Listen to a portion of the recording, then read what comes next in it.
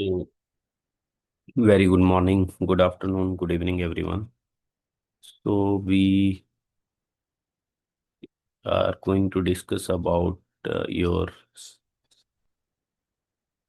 unit number three. This is your unit number three that is related to autocoids and related drugs. So in these videos, I will try to cover important points about autocoids, what are the different classifications, what are histamine, 5-HT, their antagonist, prostaglandin, thromboxane, leukotrienes. So all these topics, I will try to give you the important points because time is very less. Maybe you have exam very soon. So this is the unit three where I am just going to describe about autocoids. So starting from the what are autocoids and what are their classifications. Let me share.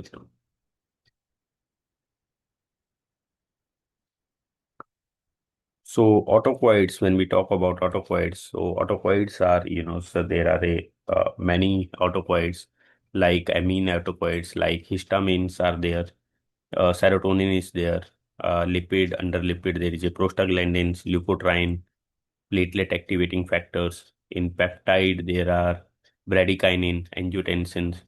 We have discussed some of them earlier. So, when we talk about these autocoids, so as I said, some are amine derivatives. So these are histamine, right? Then there is a serotonin. Serotonin we also called 5-HT. 5-HT, serotonin are same thing. 5-HT is 5-hydroxytryptamine. So 5-hydroxytryptamine, right?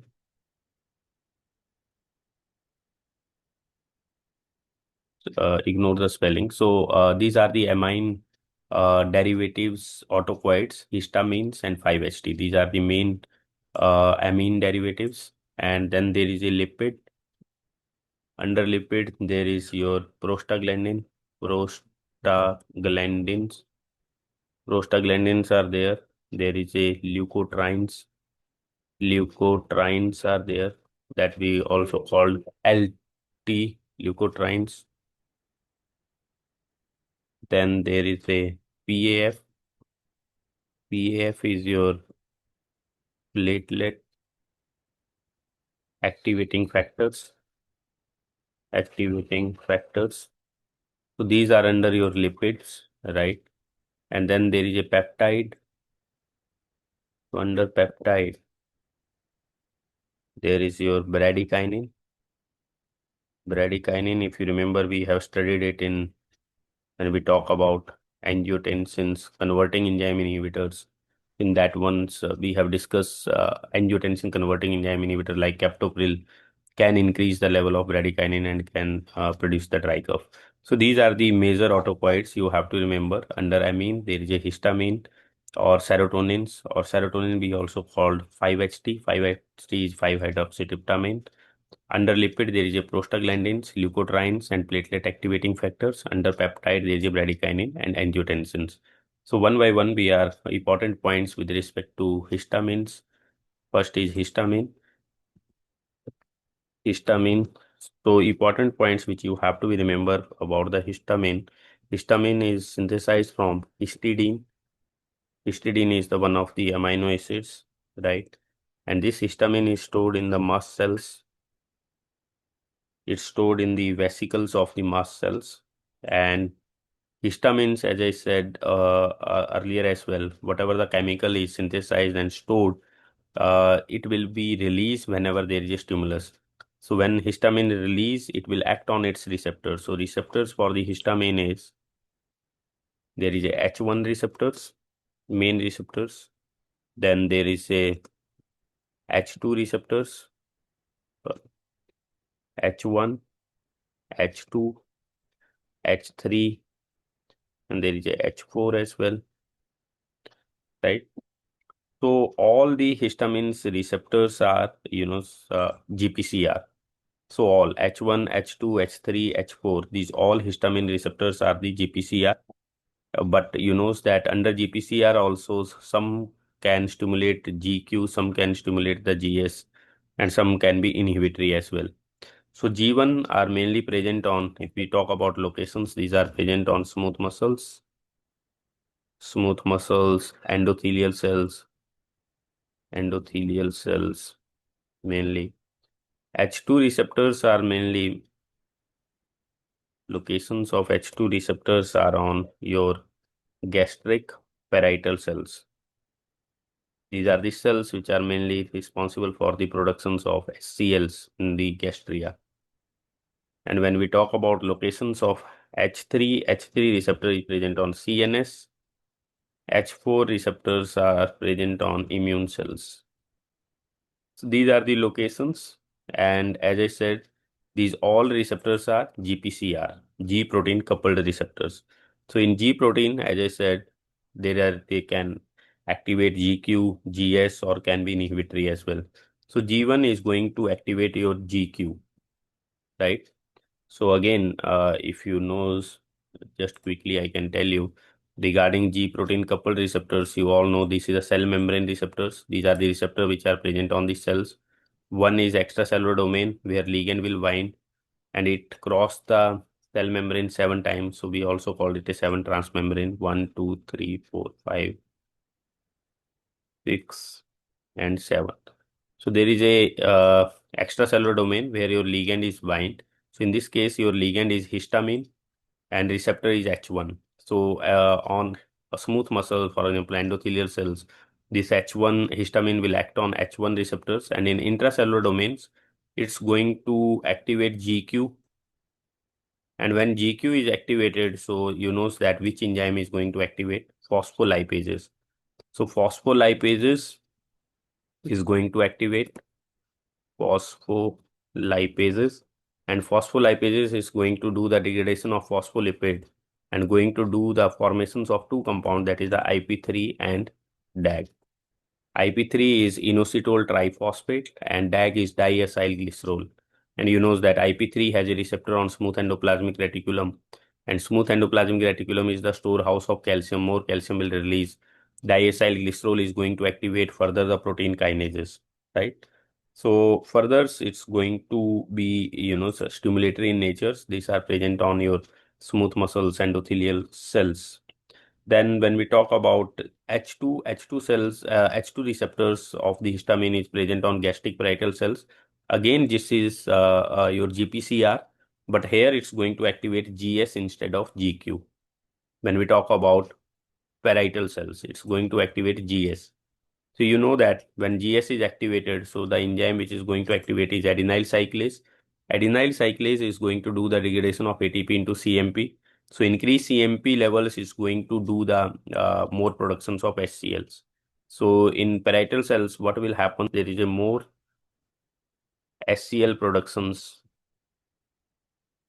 will occurs when your H2 is stimulated. So that's why, there is a peptic ulcer is a disease in which HCl is much more. So we are giving H2 blockers, the drugs which is going to block this H2 receptor, because more stimulations of gastric parietal cells, more adenyl cyclases, more CMP, and more HCl productions. This is about your H2 receptors which are present on gastric parietal cells.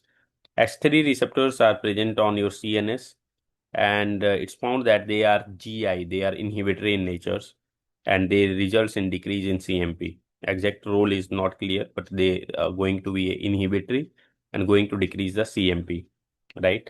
Both H3 and H4s, these are going to activate your GI and decrease in CMP.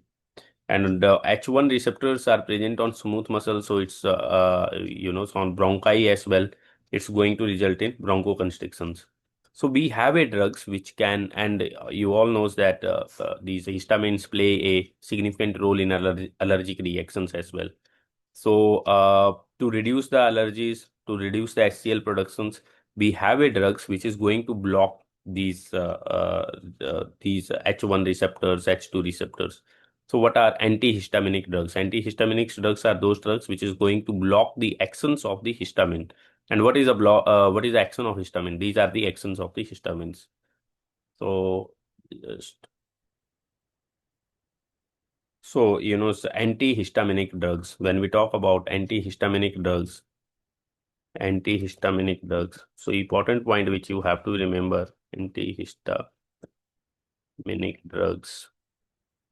I'm just telling you important points as time you don't have a time to read it in much more details. So antihistaminic drugs, when we talk about H1 blockers, so H1 blockers. So H1 blockers are those drugs which is going to block your H1 receptors, right? And under H1 blockers, there is a some primary generations, sorry, primary first generations drugs, first generations, and there is a second generations H1 blockers. So you all knows generations means these are more safer as compared to this one. So first generations drugs, these are the drugs which are blocking the H1 receptors, but they are also crossing the blood-brain barrier. So these drugs can cross the blood-brain barrier, and if drug is crossing the blood-brain barrier, so it could result in a effects that is we call sedations. So H1 blockers could result in the sedative effect. So particularly these drugs we are not using in those individuals who are, I mean, so, so their constant alteration is required, attention is required. Like जो कोई machine handle कर रहा है, driving कर रहा है, swimming कर रहा है, तो उस केस में we are not giving first generation drug. क्यों नहीं देते? क्योंकि these are the drugs which is going to cross the blood brain barrier और ये सीडेटिव इफेक्ट कर सकती है. तो सीडेटिव इफेक्ट कर सकती है तो वो सो सकता है, थोड़ी देर उसको झपकी लग सकती है. It could result in accident if there is a driving. Swimming में you can't take the risk, right? कोई मशीन ऑपरेट कर रहा है and continuously there is a use of human. So we are not using these drugs in those kind of individual where constant attention is required. Another thing is about these first generation drugs, they have a anticholinergic effects as well. Anticholinergic effects. So these drugs have a anticholinergic effects as well. Again, ignore the spellings. Cholinergic, anticholinergic effects, right? So anticholinergic effects are there, and due to anticholinergic effects, we are using these medicines for the common cold as well, to reduce the secretions, right? And the drugs under first generation is, yeah, the drugs under first generations H1 blocker is diphene. There are many drugs, diphenhydramine. Diphenhydramine is the one of the drug. Pheniramine. You can remember it as a amine. Pheniramine, right? There is a chlorpheniramine. Chlorpheniramine. So there are many drugs which are first generations drugs, but again, if we talk about adverse effects of these drugs, so adverse effects, because these are anticholinergic, so anticholinergic drugs adverse effect, it could result in dryness of mouth as well, right? Blurred visions. So these are the adverse effect of anticholinergic effects. It can retain the urinary retentions, right? It can result in constipations as well because it's anticholinergic. Cholinergic can result in diarrhea, increase the secretions. So these are the the adverse effects of your H1 blocker and first generations H1 blockers. These are the drug diphenhydramine, pheniramine, chlorpheniramines. Second generation, as I said, second generations are have don't second generation don't cross the blood-brain barrier. So these drugs does not cross the blood-brain barrier. So the problem will be resolved. So the because क्योंकि ये blood brain barrier cross नहीं करती तो sedative effect होगा नहीं. So these drugs don't have a sedative effects, right? Sedative effect नहीं है तो आप उन cases में use कर सकते हो जहाँ पे constant attention चाहिए, like swimming में, driving में, machines handling में, तो in that cases you can use second generation's H1 blocker instead of first generation, not primary.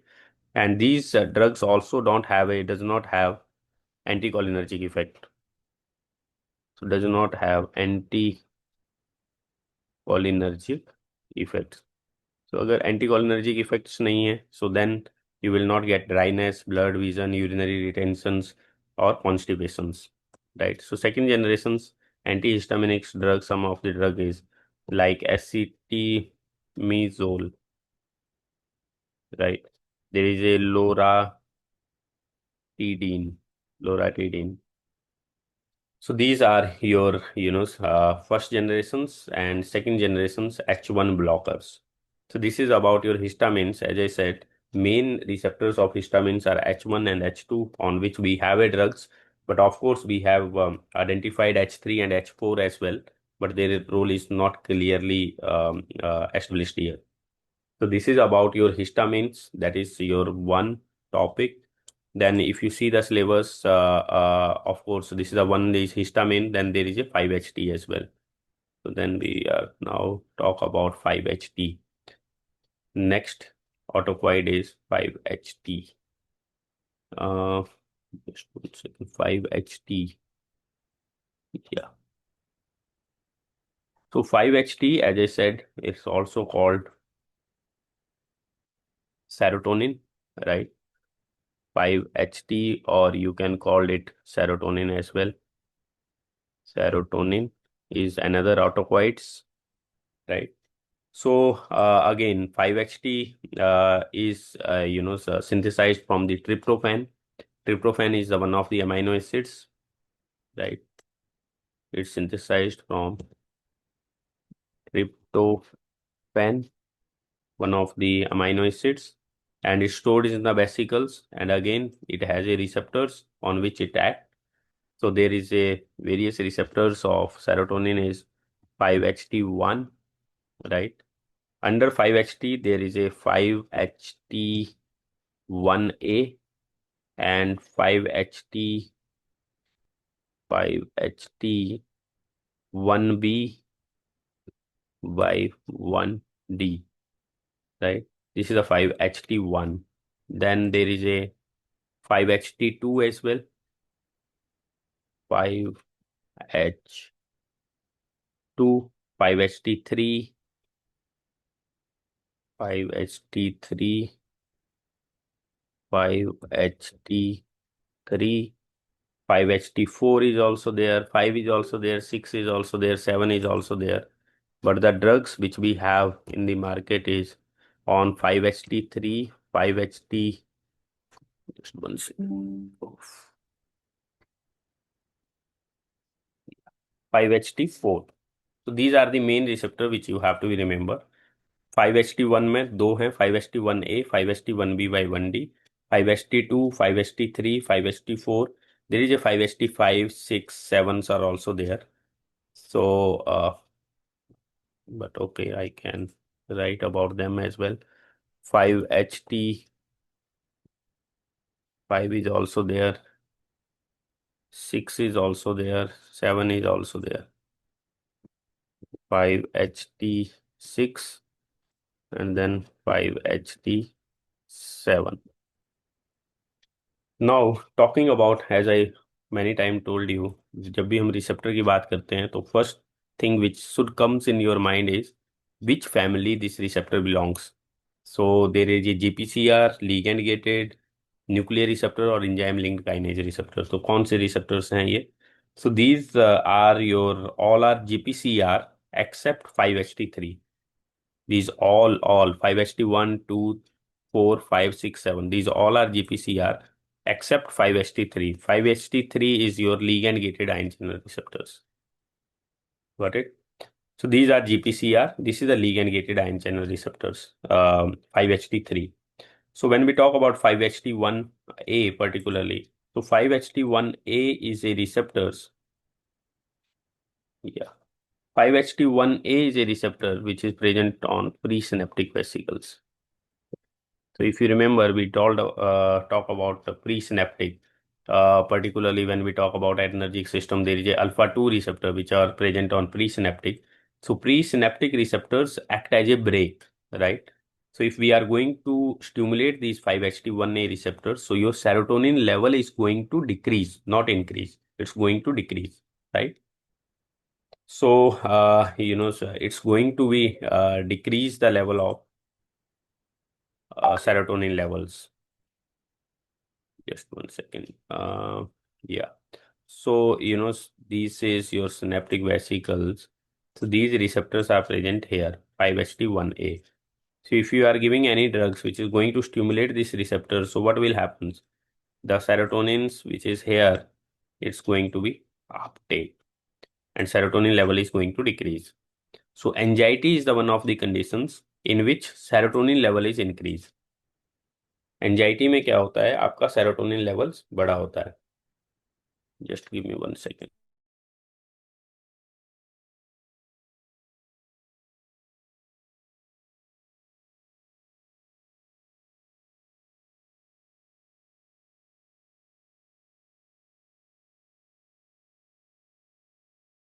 या sorry.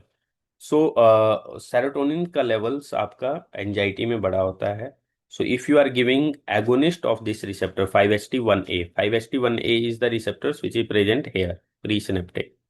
So if you are going to give the drugs which is going to activate this receptor, so what will happen?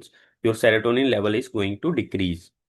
और anxiety में क्या होता है, anxiety में your in anxiety your 5-HT level is increase.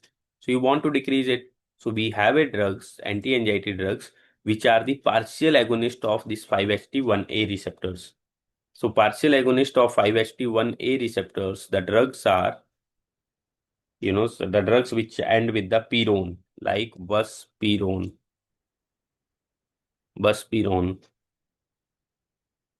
There is a ipsapirone.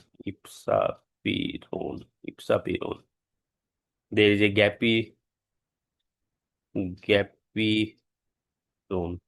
So what are these drugs? These are the anti-anxiety drugs. और ये drugs क्या करती हैं, 5-HT1A के पार्शियल एगोनिस्ट है. पार्शियल एगोनिस्ट है मीन्स ये क्या करेंगे, एंड 5-HT1A रिसेप्टर कहाँ पे है, प्री सिनेप्टिक में. So if it's a partial agonist, so your serotonin level is going to decrease in the synaptic lab. And anxiety में क्या होता है, सेरोटोनिन लेवल्स जो है that is increase. So you want to decrease it. So how to decrease it, आप इस receptor को stimulate कर दीजिए. इसको स्टिमुलेट करोगे तो अपटेक हो जाएगा, अपटेक होगा तो लेवल कम हो जाएगा. So it's helpful in the anxiety. 5-HT1A partial agonist. So buspirone, isapirone, gapirone are the drugs which are the partial agonist of 5-HT1A receptors, right? Now next is 5-HT1/1D. These receptor stimulation is going to results in constrictions of cranial vessels. So stimulations of these 5-HT1/1D, these receptors stimulation is going to results in vasoconstrictions of your cranial vessels. So vasoconstrictions of cranial vessels is useful in the treatment of migraine. So if you are giving the agonist of these 5-HT1B1D, it will result in the constrictions of cranial vessels, and constrictions of cranial vessels is going to be useful for your migraine. So drugs under this category which you have to remember, anti-migraine drug, the drugs which end with the triptan, like somatriptan, right? So this is a well-known drug. Another drugs are also there, naratriptan, triptan. So drugs which end with the triptan. These are the anti-migraine drugs, and these are the agonist of 5-HT1/1D receptors. And these receptors are present in the CNS, and stimulation of these receptors will result in the vasoconstrictions of cranial vessels. So constrictions of cranial vessels are useful in the migraine. Okay. Now next is your 5-HT2 receptors, and particularly 5-HT2A/2C receptors. And this is the receptors which is actually particularly is postsynaptic receptors. And you know that there is a one condition that we call psychosis. In psychosis, what happens? Your serotonin level is increased more. There is a more stimulations of this receptor 5-HT2, right?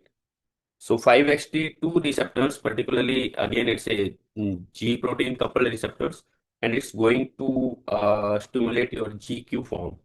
And GQ form, so we already discussed, if GQ form, there is a phospholipases, there is a formations of IP3 and DAG, and ultimately it will stimulate that. So there is a one condition, as I said, that is we call psychosis. So in psychosis, what happens? Psychosis में क्या होता है? आपका serotonin का levels is increased, one of the neurotransmitter level. There is other neurotransmitter also increase in the psychosis, but serotonin का level आपका increase होता है. So you want to block the actions of serotonin. तो actions आप कैसे block कर सकते हो? You can give the antagonist of 5-HT2 receptors, right? So antagonist of 5-HT2 receptors, which are useful in this psychosis, drugs are clozapine, clozapine, risperidone, risperidone. And these drugs are blocker of 5-HT2 and useful in the psychosis.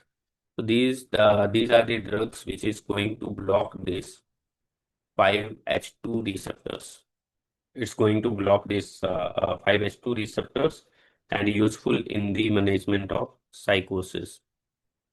So these are useful for the psychosis treatment. Psychosis में क्या होता है?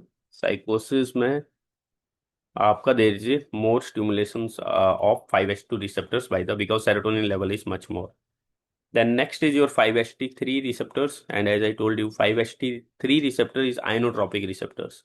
When we talk about ionotropic, the configurations of ionotropic receptor is 1, 2, 3, 4, 5, right? Then there is a alpha, beta, gamma, delta. So alpha are the sites where your ligand is bind. So ligand in this case is serotonin. So right. So 5-HT3 receptor are ionotropic receptors. Rest of all these receptors are G protein coupled receptors. So stimulations of these receptors is particularly induce the vomiting. So if this receptor is stimulated more by the serotonin, so what will happen? It results in the vomiting.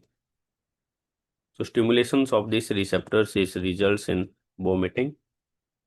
So if you want to inhibit the vomiting, anti-vomiting agents, so what you have to do?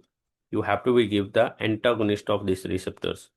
So antagonist of 5-HT3 are useful as a anti-vomiting agents. And the drugs under this category is ondansetron,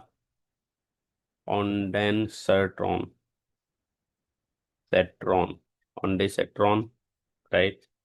There is this all cetron are the anti-vomiting agent like granisetron, right? There is a tropisetron. So you have to remember the drugs which end with cetron. जिन drugs के पीछे सेट्रॉन लगा है, these are the anti-vomiting agents, cetron. This you have to remember, cetron. Here in migraine, there is a triptan. There is a cetron. So ondansetron, granisetron, tropisetrons, these are the drugs which are useful as a anti-vomiting agents. And these 5-HT3 receptor stimulation results in vomiting. So you can inhibit these receptors, and these inhibition of these receptors are useful to reduce the vomiting. And particularly these are the drugs which we are using in chemotherapy induced vomiting. You know, chemotherapy we are using for the cancer treatment. So in that case, patients can get a lot of vomitings. To inhibit these vomitings, we are using these drugs. So these are the drugs which are useful for chemotherapy-induced vomiting. Ondansetron, granisetron, tropisetron, right? Then there is a 5-HT4 receptors. This receptor is present in your GIT, right? And it responsible to increase the movement of the GIT. That movement we call peristalsis movement, STALSIS, right? It increase the movement of the GIT. So if you want to increase the movement of GIT, you can give the agonist of 5-HT4. So we have a drugs where we want to, in what conditions we want to increase the, gastric movement. There is a one disease that name is gastroesophageal reflux disease. Gastroesophageal, GERD we call gastroesophageal reflux disease. So in this disease, what happens? For example, this is your gastric tract, gastrointestinal tract. So what will happens? Your gastric acid will reflux back, right? So in that conditions, what you want such kind of drug which will increase the motility of gastrointestinal system, so it will not reflux back, and that is a gastrointestinal reflux disease. So what kind of drugs you have to use? You have to use the agonist of 5-HT4, because 5-HT4 stimulation is going to increase the movement of GIT. So the drugs which are agonist of 5-HT4 is cisapride, the drugs which end with the pride, right? Cisapride, mosapride, right? There is a, not, that is not peride, but there is a drug, tigacerode. So these are the drugs which are the 5-HT4 agonist, not antagonist, because these are increasing the motility of GIT, and particularly in the GERD, that is the gastrointestinal reflux disease, we want to increase the motility of this. And 5-HT5, its role is not established yet, so there is no need to read about 5-HT5. 5-HT6 is, again, it's a G protein coupled receptors, and it's going to stimulate your GS, and you know that GS is stimulated, then it will result in increase in CMP level, right? And its role is in the cognitive functions. So 5-HT6 role is in cognitions. 5-HT7 is also GS, both going to stimulate GS, and its role in thermoregulations. 5-HT7 role is in the thermoregulations, and 5-HT6 role is in the cognitive functions. Cognitive, right? And both are these ones. So this is about your serotonins, 5-HT we also called. So 5-HT में आपको क्या remember रखना है? It's obtained from tryptophan. इसके receptors 5-HT1, 2, 3, 4, 5, 6, 7 all are G protein coupled receptor, एक को छोड़ के 5-HT3 जो कि आपका ligand gated ion channel receptor है.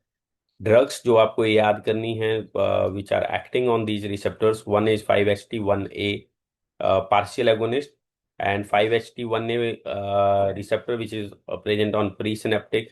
तो इसको स्टिमुलेट करोगे तो 5-HT का लेवल कम हो जाएगा. तो एंजाइटी एक कंडीशन है जिसमें 5-HT का लेवल बड़ा होता है, तो you want to decrease it, तो आप इसका पार्शियल एगोनिस्ट दे दो. तो ड्रग्स हैं buspirone, ipsapirone, gepirone, these are the anti anxiety drugs. फिर दूसरा है 5-HT1/1D. ये क्या करते हैं ब्रेन में? These results in constrictions of cranial vessels, अगर इनको स्टिमुलेट करते हो. And constrictions of cranial vessels are useful for the migraine. तो हम क्या करते हैं? इसका एगोनिस्ट देते हैं, इस रिसेप्टर का 5-HT1V/1D का एगोनिस्ट देते हैं. द ड्रग्स आर सोमेटोट्रिप्टान, जो ड्रग्स एंड होती हैं ट्रिप्टान से. These are useful in the management of migraine. Next receptor है 5-HT2. 5-HT2 रिसेप्टर स्टिमुलेशन जो है, अगर आपका सेरोटोनिन ज्यादा बन रहा है और ब्रेन में, ये क्या करेगा?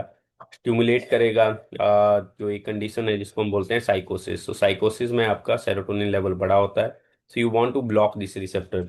सो हमारे पास ड्रग्स हैं as a anti psychotic agents जो इस रिसेप्टर को ब्लॉक करती हैं. ड्रग्स हमारी ये हैं clozapine and रिस्पेरिडोन.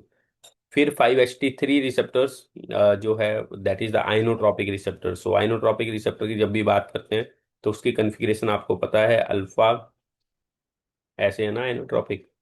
This is 1, 2, 3, 4, 5, alpha alpha beta gamma delta. Agonist binding sites are alpha alpha. So your agonist in this case is 5-HT. It's going to bind here and it's going to stimulate it. and your ions will move from outside to inside. And stimulation of these 5-HT3 receptors is going to induce the vomiting. Particularly जब हम chemotherapy start करते हैं cancer patients में, तो there is a lot of vomiting. So you want blocker of this receptors. So we have a drugs which block this and used as the anti-vomiting agents, the drugs which end with the cetron, ondansetron, granisetron, tropisetron. Then there is a 5-HT4. 5-HT4 receptor is present on GIT. It's G protein coupled receptors, and it's going to be stimulated GS. GS stimulate hoga, there is an increase in CMP. So it's useful in the one condition that is we call gastrointestinal reflux disease, जिसमें आपका gastric content जो है वो reflux back होते हैं. So you want some kind of drugs जो कि इसकी मोटिलिटी को बढ़ाए, मूवमेंट को बढ़ाए. तो 5-HT4 रिसेप्टर का स्टिमुलेशन से आपकी मोटिलिटी बढ़ती है, मूवमेंट बढ़ती है. तो we are giving a drugs like cisapride, mosapride, tegaserod. This will increase the movement of this GIT and useful in the GERD. And again इससे G protein couple receptor GS. अगर आपको complete detail में mechanism लिखना है तो आप वही, आपको इतना पता होना चाहिए कौन सा रिसेप्टर, फिर उसकी कॉन्फ़िगरेशन बना लो, जीएस बना लो, एडेनाइड साइक्लेज बना लो, इंक्रीज सीएमपी बना लो. इंक्रीज सीएमपी के बाद आप दिखा लो कि it's increasing the movement of GIT, right. 5 role is not established yet, but 6 and 7 is again GS. It's playing a role in cognitive and it's playing a role in thermoregulations. So this is about your 5-HT and their antagonist. So your two topics covered in unit 3, introduction to autocoid, classifications, histamine, 5-HT and their antagonist. Next is prostaglandin, thromboxane and leukotrienes. So I think that also we can discuss. Next is your, let me see your syllabus. This is your prostaglandin. Next is your prostaglandin, thromboxane and leukotriene in unit 3C part. So few words or important points related to, you know, your prostaglandins. So prostaglandin we have studied, if you remember, where we have studied prostaglandins, PG. Sorry, PG, prostaglandins, right? So prostaglandin we have studied when we talk about, I think mechanism of actions of NSAIDs, non-steroidal anti-inflammatory drugs, or we have discussed about the mechanism of aspirin. So prostaglandins, how it form, you all knows there is a activations of one enzymes, that is the phospholipase A2. Phospholipase A2 enzymes activations. So activations of this enzyme, what it will going to do? It going to do, when this enzyme is activated, it going to do the breakdown of phospholipids, breakdown of phospholipids. And when your lipid is breakdown, so what it's going to form? So there are a formations of arachidonic acids, arachidonic. As I said, please ignore the spellings. Arachidonic acids. So after breakdown, this breakdown of phospholipids make the arachidonic acids, and on arachidonic acid there are two enzymes which work. One is COX and another one is LOX. So there are two enzymes, COX and LOX, cyclooxygenase and lipoxygenase. So COX, when COX act on the arachidonic acids, there is a formation of prostaglandin like PGG2, PGH2.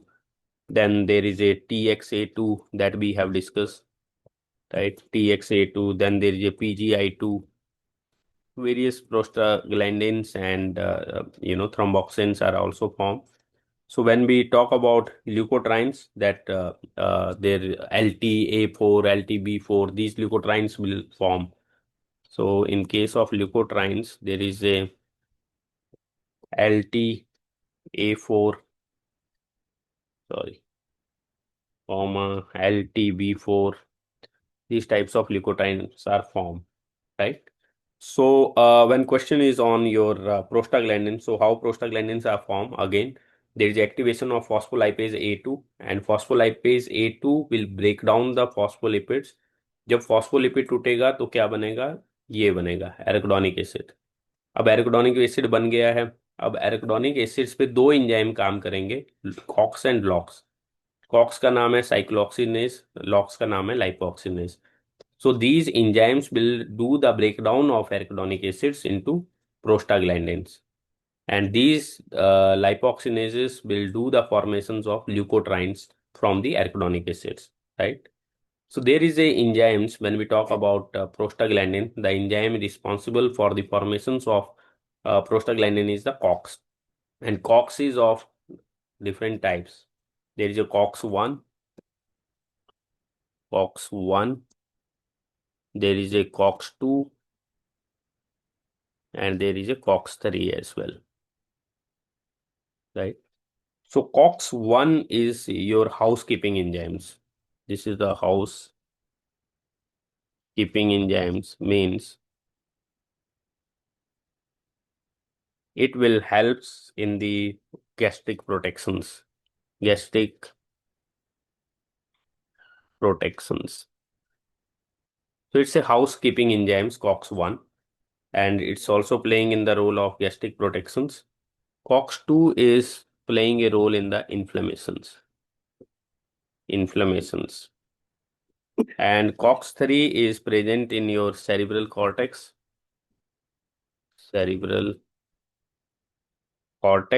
And its role is in your pain and fever.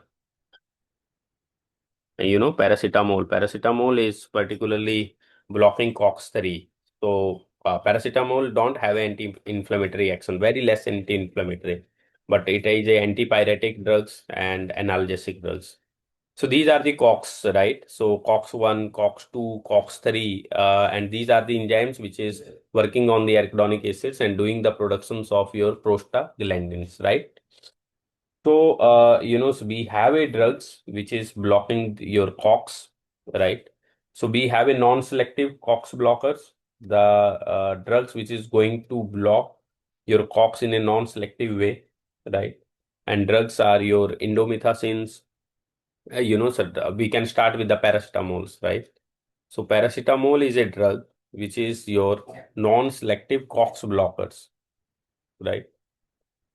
Your NSAIDs, just one second. Your NSAIDs are working here. Just one second.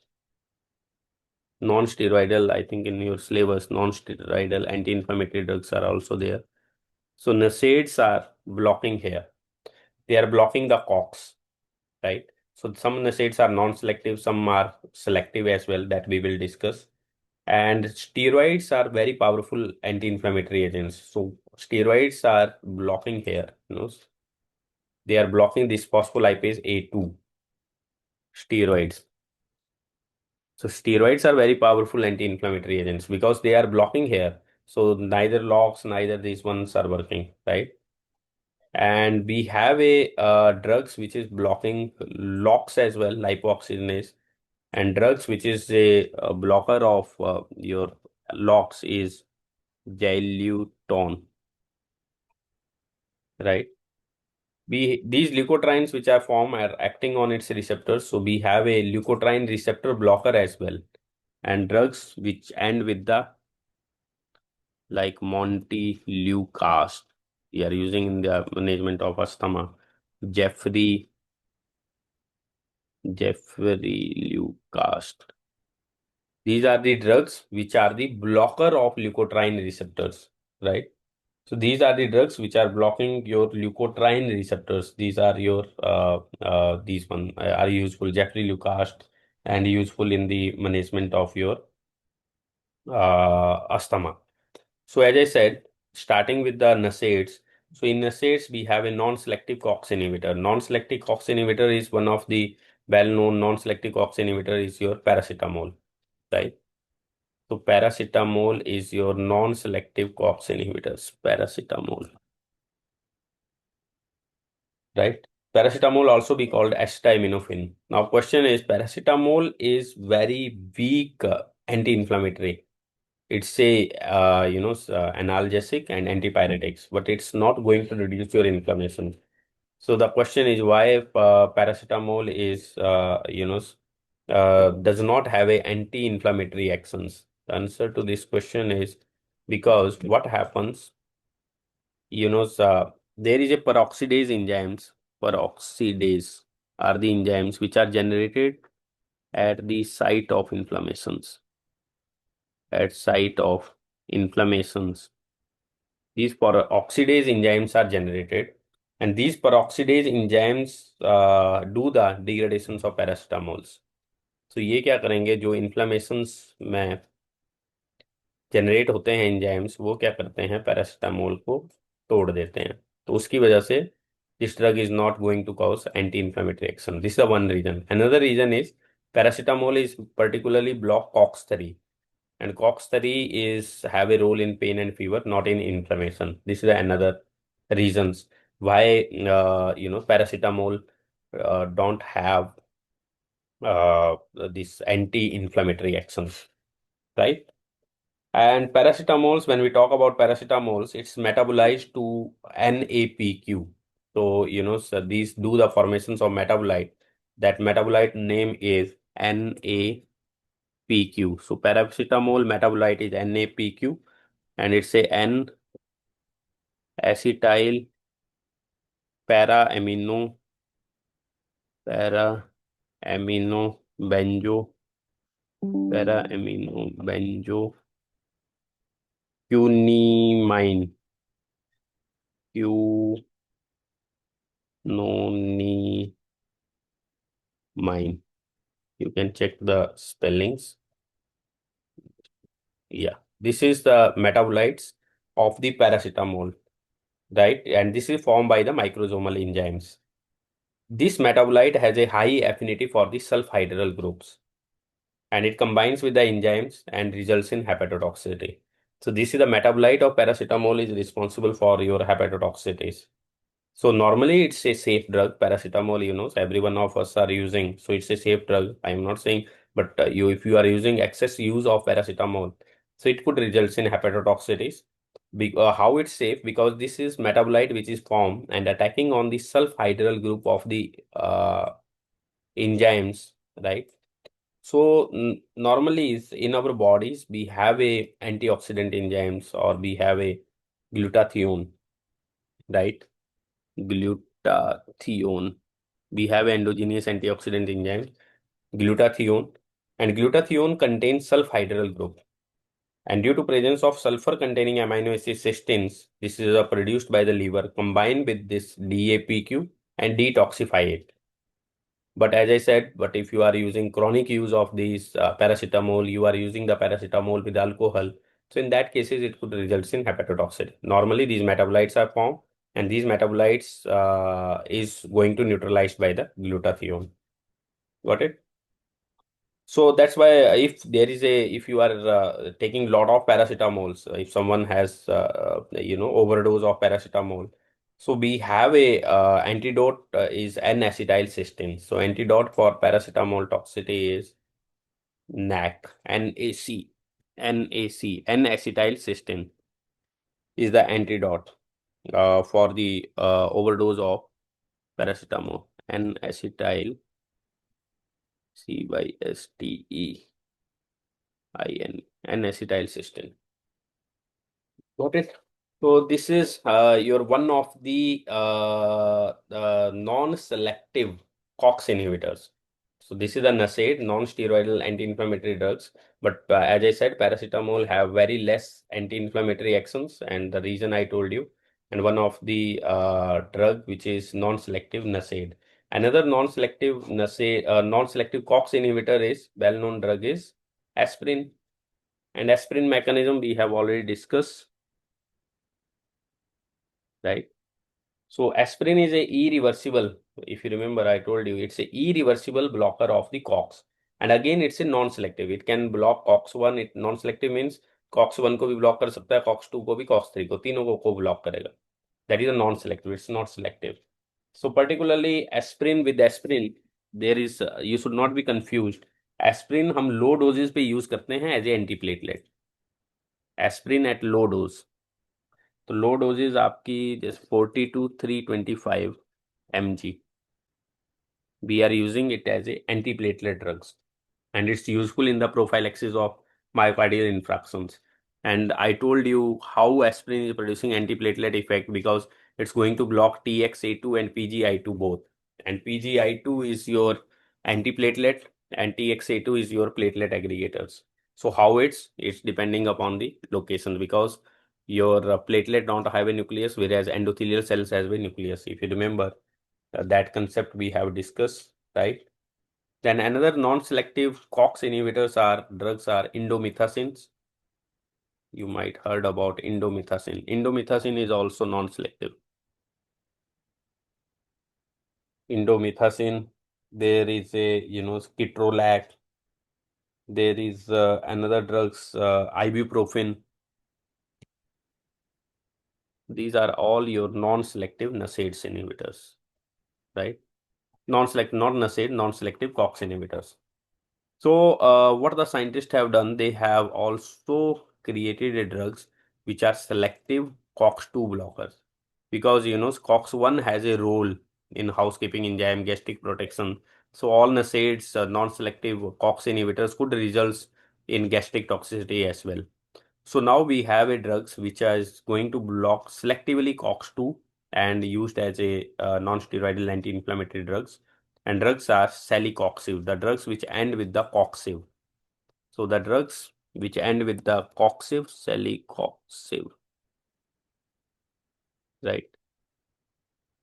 So these are the drugs, celecoxib, rofecoxib, right? These are the drugs which are the selective COX-2 inhibitors. Got it? So these drugs have very less GIT toxicity. And why these have a very less GIT toxicity? Because they are not going to block the COX-1. Very less effects on the COX-1. So these are the celecoxib, rofecoxib. These are sulfonamide derivative. So you know that sulfonamide derivative could result in rashes or hypersensitivity. So that can be results in these one as well. So this is about your next units, that is your some prostaglandin, thromboxane, and leukotrienes. Thromboxanes and leukotrienes. Thromboxanes I have not discussed in detail, but this we have already discussed. And aspirin is an antiplatelet agent which is going to be act on the thromboxane. So thromboxane is also formed. So in your syllabus it's written in the third unit C part, prostaglandin, thromboxane, and leukotriene. So prostaglandin we have discussed in details, right? Thromboxanes, and then there is a leukotriene. Leukotriene is this one, LOX. So leukotrienes, we have a 5-LOX inhibitors. Gelatin, we have a leukotriene antagonist, montelukast, gefzilukast, and leukotrienes is playing a major role in your asthma. Asthma. They are responsible for your bronchoconstrictions, right? So this is about your this one particularly unit 3. Next part in unit 3D part is your angiotensin, bradykinin, and substance P. So few important point about this one also. Uh, okay, just one second. Yeah. So next is your in unit 3D part is few words about angiotensin. There are 3 terms which is written in your syllabus. Angiotensin, angiotensins. Then second one is written bradykinin, and third one is written substance P. Substance P. So few words about angiotensin. Angiotensins we have, if you remember, we have discussed in tannin, angiotensin, aldosterone system. So angiotensins, there is a angiotensinogen is a plasma proteins which is formed by the liver, and these angiotensinogen is converted into angiotensin 1, angiotensin 1 with the help of enzymes by angiotensin converting enzymes, that will be called ACE, and this angiotensins 1 is converted into 2, angiotensin 2 is formed, right? So this angiotensinogen is converted into angiotensin. So all means I am not going in detail. You know already the RAS system.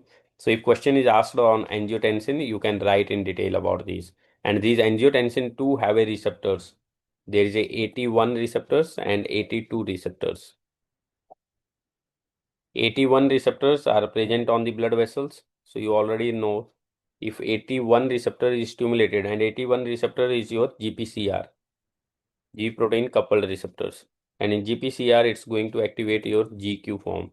And GQ form is activated many times. We have discussed there is a IP3 and DAG formations. And ultimately, it will result in vasoconstrictions. Vasoconstrictions, right? And GI is second receptor is 82. 82 receptor is your GPCR, but it's GI. It's inhibitory, so it results in vasodilation. So there is a balance, vasodilation. So as I said, if question is asked on angiotensin, so you have many things to write about angiotensins, right? Now next bradykinins. If question is asked on bradykinin, so we have discussed bradykinin if you remember when we talk about ACE inhibitors. So bradykinin have a receptors B1 and B2, B1 and B2. And these receptors are also GPCR. So if question is asked in a long marks means 10 number का question आ गया for example angiotensin पे या bradykinin पे, तो उसको आपको GPCR को explain कर देना है. आपको इतना पता होना चाहिए ब्रेडिकाइनिन के रिसेप्टर्स कौन से हैं, and these are GPCR and it's going to be GQ, activations of GQ. तो जीक्यू का आपको पता है जीक्यू एक्टिवेट होता है तो what will happens, and bradykinin has a role in inflammations and pain, right? So you also knows that angiotensin converting enzyme is enzymes which do the breakdown of bradykinin. Angiotensin converting enzyme is enzymes which do the breakdown of bradykinin. But if you are giving a patient angiotensin converting enzyme inhibitors, for example, you have given captopril. Captopril is a drug which is going to block angiotensin converting enzymes. So what will happen? Your bradykinin level is going to increase. Bradykinin level increased and it results in cough. So all these points you can write if question is asked on bradykinin, right? Then few words about substance P. Substance P is also it's act on receptor, and receptor for substance P is neurokinin 1 receptors. Neurokinin 1 receptors. And again, it's a G protein coupled receptors and it's going to be GQ. And its activations results in inflammations, has a role in inflammations as well as in vomiting, right? So we have a drugs that is your NK1 receptor antagonist. NK1 receptor antagonist, and drug name is apripitant. Apripitant. We are using it as a anti-vomiting agents, right? So these are the few words about substance P, angiotensin that is in your syllabus, angiotensins, bradykinin, and your substance P that is your neurokinin, right? And when we talk about NSAID, we have already discussed. NSAIDs may you can discuss about all these drugs. Then last part in your syllabus in Unit 3 is non-steroidal anti-inflammatory drugs. In Unit 3 E part is NSAID. So NSAID we have already covered, so I am not going to discuss about NSAIDs, but few points again. NSAIDs में अगर आप बात करो, NSAIDs is your next topic. So NSAIDs we have already discussed about COX, LOX, right? So all these points you have to discuss.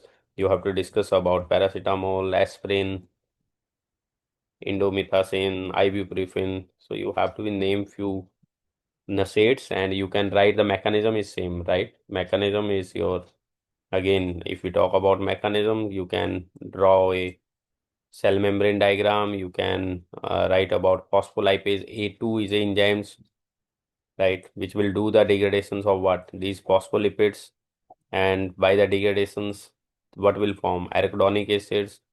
Arachidonic acids पे कौन enzyme काम करेंगे? दो एंजाइम्स काम करेंगे, लॉक्स एंड कॉक्स। कॉक्स जो हैं वो प्रोस्टाग्लैंडिन्स बनाएंगे, एंड लॉक्स जो हैं leukotrienes. So we have a drugs then leukotrienes antagonist हैं, ल्यूकोट्राइन रिसेप्टर एंटागोनिस्ट हैं, राइट। कॉक्स ब्लॉकर्स हैं, PGA2 ब्लॉकर्स हैं, स्टीरॉइड्स हैं। So you can write about non steroidal anti inflammatory, you have to write about this part, non steroidal anti inflammatories, right? Indomethacin, celecoxib, rofecoxib, COX-2 inhibitors. So this all about you can write about in this NSAID. Next is your in unit 3, second last topic is your anti-gout drugs. This is the second last topic, and last one is anti-rheumatic. A few words about anti-gout drugs. Anti-gout drugs. So gout में होता क्या है? There is a accumulations of more formations of uric acids. ये uric acid क्या होता है? Joints में इकट्ठा हो जाता है। ज्वाइंट्स में इकट्ठा होता है तो ये क्या करता है? इन्फ्लेमेशंस करेगा और ज्वाइंट पेन करेगा, right. So we have a drugs which can increase the uric acid secretions, और विच कैन इनहिबिट द, दो तरह की दवाइयां हैं हमारे पास। एक तो the drugs which inhibit the synthesis of uric acids, क्योंकि यूरिक एसिड ज़्यादा बन रहा है, ज़्यादा जमा हो रहा है, तो आप ऐसी दवाइयां दो जो यूरिक एसिड की सिंथेसिस को इनहिबिट करें। दूसरी, आप ऐसी दवाइयां दो जो कि एक्सक्रीशंस कर दें यूरिक एसिड का बॉडी से, excretions of uric acid. So they we have a two types of drugs, right, for the gout. आप यूरिक एसिड्स की सिंथेसिस को कम करो या आप उसको एक्सक्रीट करवा दो। और कुछ ड्रग्स हैं हमारी सिम्टोमेटिक रिलीफ के लिए, कि पेन्स वगैरह होता है आपका, तो आप क्या करो, क्या बोलते हैं आपका, पर्टिकुलरली जो ड्रग्स हम यूज़ करते हैं अगर एक्यूट गाउट का पेशेंट्स है, so we are using NSAIDs as well. NSAIDs we are using, NSAIDs में we are using indomethacins. But एक चीज याद रखनी है, aspirin we can't use NSAID में। Do not use the aspirin, aspirin do not use. Reason is aspirin could results in formations of uric acids. So aspirin is known to increase the uric acids. So you should not use the aspirin, but other NSAIDs you can use indomethacins. There is a, for the acute gout, we have a another well-known drug is colchicine as well. Colchicine. Colchicine is particularly, what is the mechanism of colchicine? It inhibit microtubule formation in inflammatory cells. Microtubule formations in inflammatory cells. Inflammatory cells, right? So particularly, it inhibits the chemotaxis. Chemotaxis is a process by which your inflammatory cells reach to the inflammatory sites. So neutrophil movements it inhibit. It also found that it inhibit NLRP3. NLRP3 we have discussed when we discuss about intracellular signaling. It's a node-like receptors and family of pyrine. So it inhibit that one as well. So colchicine have a multiple mechanism. It inhibit the microtubule formation in the inflammatory cells. It inhibit the chemotaxis, means it inhibit the neutrophil movement to the site of inflammations, and it inhibit the NLRP3. So these are the mechanism of colchicine, and colchicine we are using for the acute gout. But problem with colchicine is it's produce the toxicity as well. So we have to take care of its safety when we are using in the gout. So these are the drugs which we are using for the acute gout. But for chronic gout, we can either inhibit the synthesis because it's a chronic. So you can inhibit the synthesis of the uric acids, and the drugs under this one is Yeah. So inhibit the uric acid synthesis drug is allopurinol. Allopurinol is a drug which decrease the synthesis of uric acid. So how it do? So what happens, normally from the diet we are getting the purine. We are getting the purine. Purine is converted into hypoxanthine, hypoxanthine, and this hypoxanthine with the help of there is enzymes xanthine oxidase. Xanthine oxidase. So these enzymes convert hypoxanthine into xanthine, and again these enzymes act on the xanthine and convert it into the uric acid. Uric acids, and this uric acid excess is going to deposit in joints and results in the gout, right? So we have a drugs allopurinol. What allopurinol do? Allopurinol is xanthine oxidase inhibitors. So it's going to block this enzyme. And what is xanthine oxidase inhibitors? Normally क्या होता है, diet से आपको purine मिलता है, purine convert होता है hypoxanthine में, हाइपोजेंथिन से जेंथिन ऑक्सीडेज उसको हाइपोजेंथिन को कन्वर्ट कर देता है जेंथिन में, जेंथिन पे again xanthine oxidase enzyme convert कर देता है जेंथिन को यूरिक एसिड में, वो यूरिक एसिड आपका ज्वाइंट्स में जमा हो जाता है और गाउट हो जाता है। तो ये जो एलोपिरिनोल ड्रग है ये क्या करती है, इस एंजाइम को ब्लॉक कर देती है। इस एंजाइम को ब्लॉक करेगी तो क्या होगा, हाइपोजेंथिन जेंथिन में कन्वर्ट नहीं होगा, अगर कुछ कन्वर्ट भी हो गया तो जेंथिन जो है वो यूरिक एसिड में नहीं होगा कन्वर्ट, क्योंकि अगेन जेंथिन यूरिक एसिड में कन्वर्ट करने के लिए again this xanthine oxidase enzyme help. तो दो स्टेप्स में जेंथिन ऑक्सीडेज हेल्प कर रहा है, एक हाइपोजेंथिन को जेंथिन में कन्वर्ट करने में और जेंथिन को यूरिक एसिड में। तो आपकी दवाई जब जेंथिन ऑक्सीडेज को इनहिबिट कर देगी तो आपका यूरिक एसिड कम बनेगा। दैट्स व्हाई आई सेड कि या तो आपके पास ऐसी दवाइयां हैं जो कि सिंथेसिस यूरिक एसिड की सिंथेसिस कम कर दे, तो कम करेगा तो ज्वाइंट में कम डिपॉजिट होगा तो यूरिक एसिड के पेशेंट्स को हेल्प हो जाएगी। दूसरी हमारे पास ऐसी दवाइयां हैं कि आप यूरिक एसिड की एक्सक्रीशन बढ़ा दो। एक्सक्रीशन मीन नॉर्मली क्या होता है, प्रॉक्सिमल कन्वोल्यूटेड ट्यूब्यूल्स में आपका uric acids again reabsorb back हो जाता है, यहाँ से दोबारा रीएब्जॉर्ब हो जाएगा ब्लड सर्कुलेशन में। तो आप ऐसी दवाइयाँ दो जो कि आपकी इस रीएब्जॉर्प्शन को कम करे। तो the drugs which is inhibiting the reabsorption of uric acids in the proximal convoluted tubule is probenecid and one drug is sulfin pyrazone. So there are two drugs, probenecid and sulfin pyrazone. These are the drugs which increase the excretion of the uric acid. कैसे बढ़ाती है excretion uric acid का? Uric acid normally आपका proximal convoluted tubule से reabsorb हो जाएगा और blood में दोबारा चला जाएगा। तो ये ड्रग्स क्या करती हैं, इसको ब्लॉक कर देती हैं, तो आपका यूरिक एसिड निकल जाएगा, रिलीज हो जाएगा, एक्सक्रीट आउट हो जाएगा। एक्सक्रीट आउट हो जाएगा तो आपका हेल्प हो जाएगी। Got it? So these are your main, anti-gout drugs that are important. Means you have to remember these anti-gout drugs. One is colchicines is also the well-known drugs. There is a, some NSAIDs we are using for the acute gout. Then there is, so these drugs, probenecid, sulfenpyrazone, and allopurinol. Allopurinol is a well-known drug. Sometimes you can face the questions on allopurinol. Allopurinol is simple. It's a xanthine oxidase inhibitors. So xanthine oxidase inhibitor क्या करता है वो हमने discuss कर लिया। So there is a one more drugs which is in the anti-gout drug is the drugs which will increase the metabolism. जो आपका uric acids जो बन रहा है उसको आप जो इनसॉल्युबल यूरिक एसिड का है उसको सॉल्युबल में कन्वर्ट कर दे। तो there is enzyme one enzymes which convert that Yuri urate urate urate oxidase.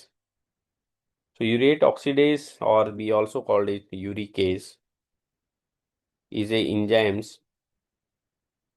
जो कि आपका इसको यूरिक एसिड्स को कन्वर्ट कर देता है पर्टिकुलरली सॉल्युबल्स में, और ये बॉडी से निकल जाता है, but this enzyme is not available in the human.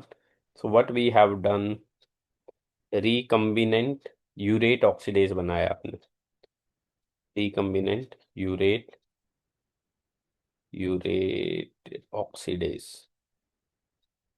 then the drug name is resburicase. So resburicase, तो आपने रेस्पिरेकेज दे दिया तो वो आपका काम कर देगा, it will increase the metabolism of uric. So this is the drugs, main drugs which you have to remember about the anti-gout. तो अगेन जो एक्यूट गाउट के लिए हम यूज कर रहे हैं वो हम यूज कर रहे हैं नसेड्स लाइक इंडोमिथासिन. एस्प्रिन यूज नहीं करनी है क्योंकि वो यूरिक एसिड को बढ़ा सकती हैं. कॉल्चिसिन्स, कॉल्चिसिन्स आपका इनहिबिट करता है माइक्रोट्यूब्यूल फॉर्मेशंस, केमोटैक्सेस, NLRP3. और जो आपकी क्रॉनिक गाउट में we are giving the drugs जो कि आपके इनहिबिट करे सिंथेसिस ऑफ यूरिक एसिड का. Allopurinol is well drug. Normally diet से आपको प्यूरिन मिलता है, प्यूरिन कन्वर्ट होता है हाइपोजेंथिन में, हाइपोजेंथिन को जेंथिन ऑक्सीडेज एंजाइम कन्वर्ट करता है जेंथिन में, जेंथिन को अगेन जेंथिन ऑक्सीडेज कन्वर्ट करता है यूरिक एसिड में. अगर ये ज़्यादा बनेगा तो ज्वाइंट्स में जमा होगा, गाउट हो जाएगा. तो आपके पास एलोप्यूरिनोल ड्रग है जो कि इस एंजाइम को ब्लॉक कर देगी, एंजाइम को ब्लॉक कर देगी तो कम बनेगा. दूसरी ड्रग है आप इसका एक्सक्रीशन बढ़ा दो. तो एक्सक्रीशन नॉर्मली क्या होता है, यूरिक एसिड्स जब आपका नेफ्रॉन में जाता है तो वो आपका रीएब्सॉर्ब हो जाता है. तो आप क्या करते हो, उसके रीएब्सॉर्प्शन को ब्लॉक कर देते हो तो वो बॉडी से एक्सक्रीट आउट हो जाएगा. ड्रग्स जो अंडर दिस कैटेगरी हैं probenecid and sulfinpyrazone, right. And then there is a urate oxidase. आपने रिकम्बिनेंट यूरेट ऑक्सीडेज बनाया जो कि आपका उसका मेटाबॉलिज्म को बढ़ा देगा, यूरिक एसिड को मेटाबोलाइज कर देगा. Rasburicase is that. So this is about your second last topic. Now last topic in unit 3 is anti-rheumatic drugs. So few words about anti-rheumatic. This is the last one. Anti-rheumatic drugs. College anti-rheumatic drugs. So rheumatoid, these are the drugs which are used for the rheumatoid arthritis, or rheumatoid arthritis is autoimmune disorder. Autoimmune disorder. Autoimmune disorder means it's your immune system is working against you, right? जब आपका immune system आपके against काम करेगा तो inflammation भी होगी. तो again NSAIDs also you will find in the prescription of these particularly anti-rheumatic rheumatic patients में. But NSAIDs are just providing you the symptomatic relief. Symptomatic relief, right? So particularly we are using, you might heard about DMARDs in the rheumatoid arthritis. DMARDs, DMARD we called it. DMARD is disease modifying anti-rheumatic drugs. So DMARD is your disease modifying anti-rheumatic drugs. So if question is asked on DMARD, so don't be worried. These are the drugs which are useful for the rheumatoid arthritis, right? So the drugs which we are using for the rheumatoid arthritis, because there is a lot of inflammations, we are using TNF alpha blockers. TNF is tissue necrosis factors. There is a more increased level of TNF. So drugs under this category is Antarcept, right? We have a monoclonal antibodies which is going to block the TNF alpha receptors like adalimumab. We have a drugs infliximab. These are the monoclonal antibody which are TNF alpha blockers and useful in the rheumatoid arthritis. Another well-known drug is methotrexate. A few words about methotrexate is we have to use it in a lower dose for the rheumatoid arthritis patients. It's a immunosuppressant drugs because rheumatoid arthritis में जो भी medicine है वो आपके immune system को suppress करती हैं because this auto immune disorder. But we have to use at the lower dose जो मिथोट्रिक्सेट की यूज होती है as anti rheumatic 7.5 mg, and you have to use it weekly, not daily, because methotrexate is a drug which is used as a anti-cancer agent as well. But as a anti-cancer agents, we are using it as a higher dose. So as a anti-cancer agents, if we talk about methotrexate, we are using it, around 30 mg dose daily. And for rheumatoid arthritis, you can see that 7.5 mg weekly. That is methotrexate. And methotrexate is a immunosuppressive. It's multiple mechanism to reduce the inflammatory cytokines. Then another drugs about rheumatoid arthritis is sulfasalazine. Sulfasalazine is the another drugs It's metabolized into two forms. One is sulfapyridine and 5-amino salicylic acid. 5-amino salicylic acids. And again, these are the immunosuppressive agents. These all are the immunosuppressive agents. There is another drug as an anti-rheumatic leflunomide. Leflunomide. That leflunomide is a inhibitors of, I don't know how many things you will remember at last point, dihydroorotate, dehydrogenase, dehydrogenase blockers, leflunomides, right? We have a IL-6 antagonist as well, because there is a IL-6 level is also increased much more in rheumatoid arthritis patients, and drug is tocilizumab. This is monoclonal antibodies. So these are your disease modifying anti-rheumatic agents, right? So disease modifying DMARD, TNF alpha blockers, antarcept, adalimumab, infliximab, methotrexate, sulfasalazine, leflunomide, IL-6 antagonists, right? So this is all about your, unit 3, and all the best for your exam. I try to cover important points about your unit 3, starting from first part, introduction to autocoid classifications, histamine, 5-hydroxytryptamine and their antagonist, prostaglandin, thromboxane, leukotriene, angiotensins, bradykinin, substance P, NSAID, anti-gout and anti-rheumatic drugs. So I am going to stop here. So thank you so much and all the best for your exam. And there are a direct question, so there is no need to worry. All the best. Thank you.